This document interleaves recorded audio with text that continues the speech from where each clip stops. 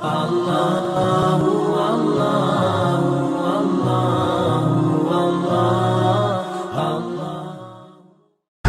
disebutkan juga oleh Syekh Abu Bakar rahimahullah, kedua mata Ali radhiyallahu anhu yang sakit pada saat perang Khaybar. Ini juga riwayat Bukhari Muslim. Rasulullah SAW sedang mengepung benteng Khaybar ini 43 hari, dan mereka punya lebih dari 10 benteng. Yang benteng pertama aja belum bisa ditembus, 43 hari dikepung. Dan muslimin kewalahan. Kenapa? Karena benteng mereka tinggi dan mereka tidak berani keluar berhadapan. Mereka cuma tahu tiap hari melempar anak panah ke arah pasukan muslimin. Muslimin cuma capek menangkis, gitu kan. Mau maju gimana caranya? Kadang-kadang kalau sudah anak panah lagi banyak diserang, dilemparin, tiba-tiba pintu gerbang terbuka, keluar pasukan mereka menyerang muslimin. Terdesak sampai mereka tiba di kemah Nabi SAW, lalu mereka kembali lagi. Begitu kerjanya hampir tiap hari. 43 hari muslimin ada yang jadi korban, susah nih, gimana? Maka Nabi SAW mengatakan pada malam itu, dalam riwayat Bukhari, saya akan memberikan bendera besok kepada seseorang yang Allah mencintai dan dia pun mencintai Allah. Dia mencintai Allah dan Rasulnya, Allah Rasul mencintainya. Dan Allah akan membuka benteng Khaybar di tangannya. Maka kata Umar bin Khattab, pada malam itu kami semua tidak bisa tidur, berharap kami dan ditunjuk, karena ini ada jaminan dia mencintai Allah dan Rasulnya, Allah dan Rasulnya juga mencintainya. Ini sebuah jaminan yang luar biasa, gitu.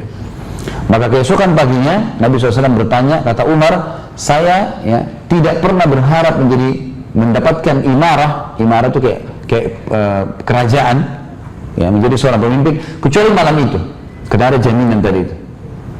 Maka keesokan paginya Nabi sholat subuh, kata Nabi SAW, mana Ali bin Abi Thalib? Waktu itu Ali bin Abi Thalib kena penyakit matanya buram, bengkak. Dalam riwayat dikatakan waktu Ali ditanya, ada apa wahai Ali? Kata Zubair, ada di kemahnya ya Rasulullah, matanya jadi sakit. Panggil. Waktu datang kata Nabi SAW, ada apa Ali? Dia bilang, ya Rasulullah, saya tidak bisa lihat apapun, enggak putih, enggak hitam, bengkak, enggak kelihatan apa-apa sama sekali. Maka Nabi SAW waktu itu meludahi mata Ali radhiyallahu anhu dan akhirnya sembuh. Waktu sembuh dikasih bendera, dan ini hanya ludahnya Nabi SAW. Jangan lagi bawa-bawa ludah antum. Ini mukjizat, kita sedang bicara mukjizat Nabi SAW. Gitu kan. Salah gunakan ini bisa jadi masalah. Terbukti di zaman Nabi SAW, waktu itu di akhir hidupnya Nabi SAW ada satu orang namanya Musailamah al-Kadzdzab. Musailamah al-Kadzdzab ini orang yang mengaku Nabi, namanya Musailamah, diberikan julukan al-Kadzdzab, artinya pendusta. Dia pengikutnya banyak, 100.000 orang, mengaku dia sebagai Nabi, bukan karena tahu ini Nabi, hanya karena kepala suku diakui. Musailamah sebelumnya pernah bertemu dengan Nabi SAW lalu berkata, hai Muhammad, di belakangku ini ada 100.000 orang, banyak orang ini, laki-laki, perempuan, segala macam, banyak jumlahnya suku saya ini. Saya mau beriman, dan mereka masih beriman semuanya kepadamu, tapi dengan syarat, kalau kau meninggal hai Muhammad, pastikan saya penggantimu. Mau beri Nabi juga. Ada ulama hadis mengatakan dia minta supaya jadi khalifah, gitu kan? Kata Nabi SAW, itu bukan di tanganku, tangannya Allah. Allah mau kasih siapapun itu terserah. Dia bilang, hai Muhammad, 100.000 orang, lalu kemudian kau tidak mau menunggu saya sebagai penggantimu. Dia pulang ke sukunya, dia tidak mau beriman. Lalu dia obatkan diri, saya juga Nabi. Orang ikut, gitu kan? Dia kepala suku, dia punya banyak harta. Kalau orang mengakui, dikasih harta sama dia. Ringkas cerita, Nabi SAW dalam hadis Bukhari pernah didatangi oleh orang-orang Ansar. Lalu kemudian orang Ansar ini menggali sumur sudah lama, airnya tawar, airnya asin. Kemudian mereka datang ke Nabi SAW, sudah digali, asin, pindah ke tanah sebelah, gali lagi, asin, terus begitu. Kata mereka, kita datang ke Nabi SAW, tanya, ya Rasulullah, kami gali sumur sampai berapa tempat, 4-5 tempat, semuanya asin, tolong Anda lihat. Nabi SAW pun datang, kemudian beliau berdoa lalu meludah di sumur itu. Beliau meludah, akhirnya berubah dari asin menjadi tawar. Dan ini sekali lagi ludahnya siapa? Nabi SAW. Perhatikan kalau antum mau coba-coba salah nih, saya sampaikan gitu. Rupanya pengikutnya Musailamah al-Kadzdzab dengar, lalu dia bilang, pengikutnya bilang, wahai Nabi kami Musailamah. Itu Nabi yang di Hijaz, Nabi yang di Madinah itu, dia ludahin sumur asin jadi tawar. Ini ada sumur kami tawar, coba kau ludahin, siapa tahu jadi manis. Maka Musailamah pun menunjukkan kehebatannya, datang ke sumur itu, lalu dia kumat kamit begitu, lalu dia meludah. Tiba-tiba sumur itu berubah, baunya lebih busuk daripada bau kencing keledai. Begitu dalam riwayat. Jadi hati-hati, jangan coba-cobain.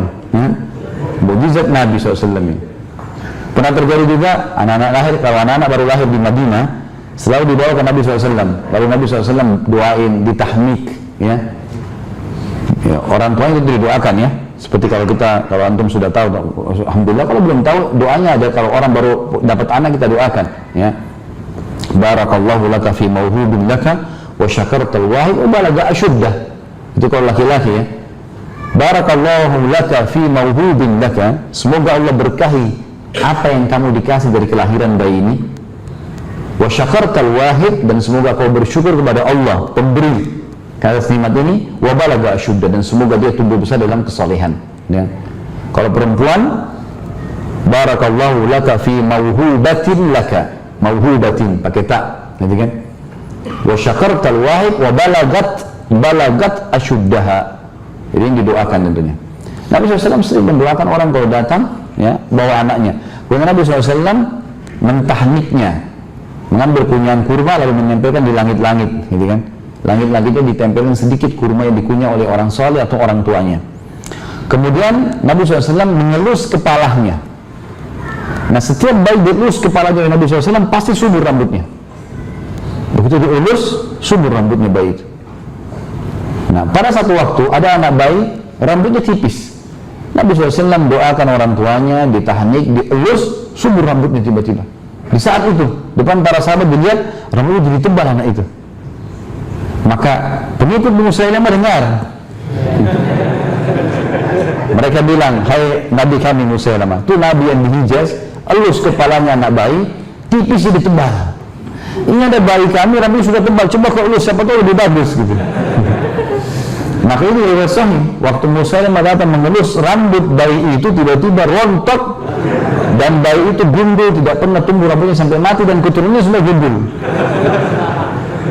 Ini afwan, kalau yang gundul-gundul jangan tersinggung. Saya tidak bilang antum keturunannya orang itu, ya.